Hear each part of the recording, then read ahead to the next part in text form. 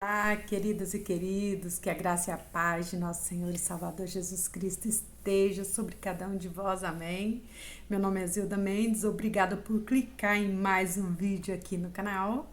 Hoje eu quero agradecer todos que estão compartilhando esse vídeo, que estão gostando dos conteúdos. Gente, se vocês quiserem deixar aqui o que vocês gostam que eu falo, se vocês gostam que eu fale do meu testemunho, da minha vida, vocês deixam escrito aqui que eu vou gravar um videozinho falando do meu testemunho. É grande, por isso eu falo pedacinhos por pedacinhos, mas eu quero gravar um todo.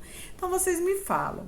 Hoje eu quero ler aqui em Êxodo 33, 1, que diz assim a maravilhosa palavra do Senhor. Eu vou colocar meu óculos porque é necessário. Hoje eu vou ler em Êxodo, que diz assim, ó. Disse o Senhor a Moisés, vai, sobe daqui, tu e o povo que tiraste da terra do Egito, para a terra a respeito da qual jurei a Abraão, a Isaque e a Jacó, dizendo a tua descendência. Aí Deus diz assim, enviarei o anjo diante de ti, lançarei fora os cananeus, os amorreus, os heteus, os ferezeus, os heveus e os jebuseus. Então,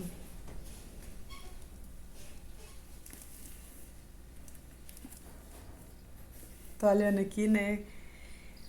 Então Deus falou para Moisés, vai com esse povo. E Moisés, gente, Moisés falou assim pro Senhor, não, Senhor, eu não vou sair daqui. Se o Senhor, se a sua presença não for comigo, eu também não vou sair daqui, não. Pode até riscar meu nome aí do livro da vida, pode riscar. E eu acredito que Deus, nessa hora, Deus olhou assim e falou assim, que coração amoroso é esse do meu filho Moisés. Que maravilha!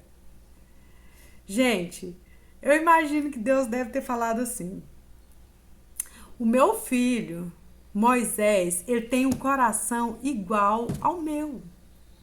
Eu acredito que Deus até fez um teste com Moisés, só que Moisés, ele afrontou Deus, né? Não, Senhor, se o Senhor não for, eu também não vou. Não vou sair daqui, né? Então Deus falou, tá bom, Moisés, eu vou com você. Porque imagina, se Deus tivesse falado assim, Moisés, pega seu filho, leva para o monte, sacrifica ele para mim. O único filho que você tem, faz esse sacrifício por mim. Que Moisés iria falar para o Senhor? Né? Mas Abraão fez o quê? Obedeceu. Ele não questionou nada. Mas Moisés, eu acredito que Moisés iria falar assim, Senhor, como assim? O Senhor que é meu filho? Então tira a minha vida também. Eu acredito que Moisés iria falar isso. Que é o que hoje eu falaria. Se Deus falar para mim assim, Zilda, me dá o seu filho ou sua filha, porque eu tenho um casal. Então, eu não iria fazer isso. Eu iria falar, Senhor, leva a mim, não a eles. Pode me levar, pode, sabe, fazer o que o Senhor quiser comigo, não com eles. Porque mãe dá a vida pelos teus filhos. Eu daria e dou, se necessário, a vida pelos meus filhos. Então, eu acredito que Moisés, né, iria questionar, falar que não, Senhor, então pode levar a mim, meu filho não. Porque é assim, a gente reage assim. E Moisés não foi diferente. Por isso, gente, eu vou falar para vocês que eu sou apaixonado nas histórias de Moisés. Eu não sei por que eu sou apaixonada nas histórias de Moisés, mas eu amo as histórias.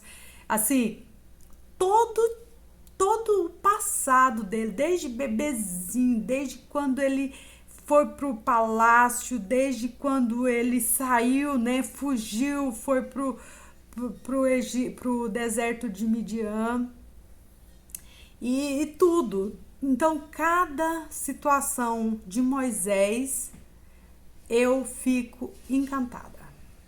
E eu fico mais encantada da intimidade que ele tinha com Deus. Gente, quando ele falou, eu vou lá pro monte, eu vou orar, porque o povo tava falando na cabeça dele, ele falou, eu vou pro monte, eu vou orar lá no monte. E eu acredito que ele deve ter chegado lá e ele deve ter falado, Senhor, que povo, que coração que é esse? Saiu do deserto, saiu da escravidão, tava escravo lá há mais de 400 anos. E agora tá aí livre para fazer o que quer, não é mais vigiado, não é chicoteado, não é castigado, não são mortos, né, por uma coisa aqui, outra coisa ali. Não, eles são livres. E agora eles vêm aqui, papai, e falar comigo que eu tirei eles lá do Egito, que eles tinham cebolinha verde, salsinha, né? Olha o que as pessoas pensam. Gente, eu tô falando, pensam do presente. Porque assim, hoje nós pensamos assim também. Às vezes Deus nos dá uma outra dimensão. Eu vou falar pra vocês assim, ó. Eu tava lá em Goiânia e o Senhor me tirou de lá assim, ó. Gente, foi assim, ó, do dia pra noite. Eu tinha pedido conta do meu trabalho, não tinha recebido nem a primeira parcela do seguro-desemprego. Eu tinha recém saído mesmo. E eu vim pra cá, pra Bahia. Cheguei aqui, eu fui, trabalhei, ganhei dinheiro, gostei e mudei pra cá. Foi assim, ó, pá.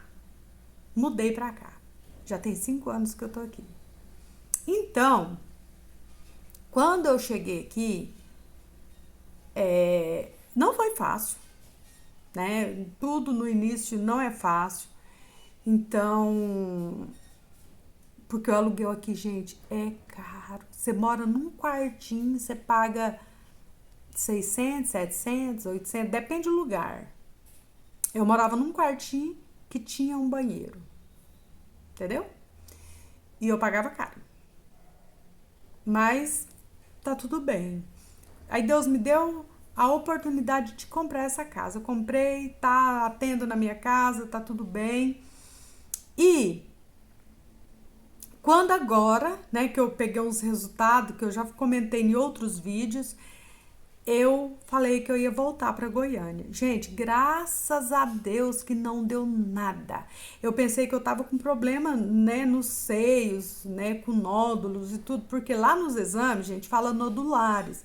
E eu corri pro Google e fala, né, lá no Google fala que nódulos pode ser maligno ou benigno, então você já associa assim, nossa, eu tive uma sogra que teve câncer de mama e tal, então você já associa tudo e eu quase adoeci.